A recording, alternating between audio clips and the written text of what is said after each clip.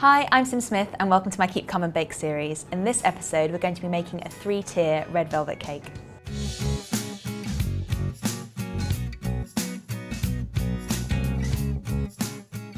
The red velvet cake is a real classic and we're going to top it with a cream cheese frosting.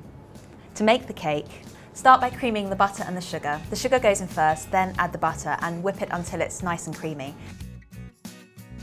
Then you'll need to add the eggs, one by one. In a small bowl, mix the red food dye in with the cocoa powder and vanilla. This is what gives the cake its amazing rich colour. You'll then need to add it into the rest of the mixture, the creamed butter and sugar. Then just mix until the colours all combined and you have a really thick cake mixture. To find all the ingredients and for any extra information, just check the description box. Once that's all mixed together, you just need to add the flour and the buttermilk mixture. So for the buttermilk, all you need to do is add some salt in and mix it together. And then we're going to alternate between adding the flour and the buttermilk into the mix. Make sure that you sieve this beforehand so you get lots of air into the mixture. I reckon if we add in about 3 parts, that should do it.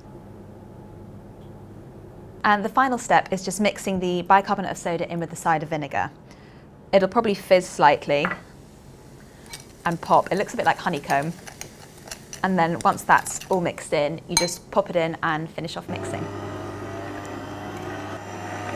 Once that's all mixed in, it's time to put it into the 3 tins. Now you're going to need a scale and probably a calculator too.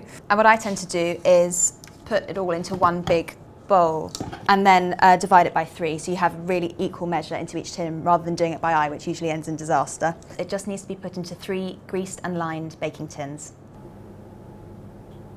The cakes are ready to go in the oven now, looking great already.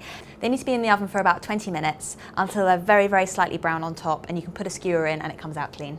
The cakes are out of the oven now and they're cooling and we're going to get on with our frosting. So we're going to start with some icing sugar, which is going to create a huge cloud. And to that we're going to add in some butter and start to mix. And you'll just need to mix the butter in slightly.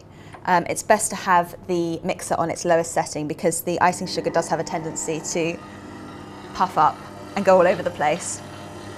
So once that's mixed slightly, start to add the cream cheese in. This seems quite a strange ingredient, but it gives the icing its creamy texture and also it's quite sour as well.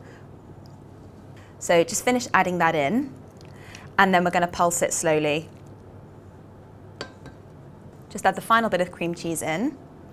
Okay, so you just need to finish mixing this together. And the white is going to look really great against the deep red colouring of the cake. The final thing to do is add just a little bit of lemon juice in and then just give it a final blitz. When the cream cheese frosting is lovely and combined, it should get quite thick.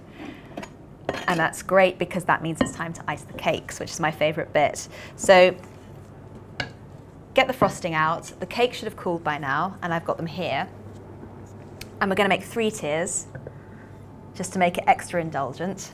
And all you need to do is put some of the cream cheese in the centre of the cake. You can see how thick it is. And then with a palette knife, or a spatula, or even a big spoon, you just want to push it out to the outskirts of the cake. You want it just overlapping the cake, so when you put the other tiers on, you're still going to see glimpses of the cream cheese. That's the first one done. Put the second one on there. And again, just 2 big spatulafuls of the cream cheese. It's going to look fantastic when it's done. If you're enjoying this recipe and you'd like to see more, just click on the subscribe button. There's lots more to see. And feel free to leave your comments too. We always like to hear what you think. There we go. That's the top leather on there. Put the final bit of frosting on and you can really go for it on the top layer. There's an extra thick layer of frosting on the top.